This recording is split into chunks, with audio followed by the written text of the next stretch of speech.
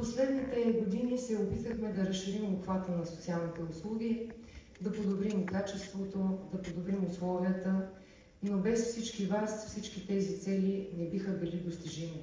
Приемете моите и на господин Стефан Радев благодарности за вашата всеотдайност и професионализъм в ежедневната ви работа с деца и семейства в риск, с възрастни и самотни хора, с хора с физически увреждания, чието живот без вашата подкрепа би бил много труден и дори немислим.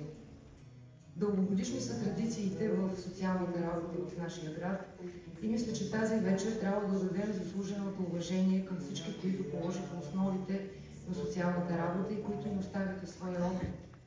Тяхните имена за нас винаги ще са символ на почтенност, на висок морал и всеотдайност. От когато чът ръждяс в мен, от прозорец на мечтате, от тъга стар приятел, ще усъмна свете в ръка.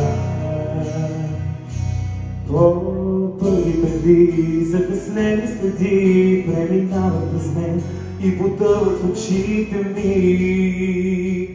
Сутрин на прах от звезди и подколи звънят на протрития прах и възкръсва денят ми.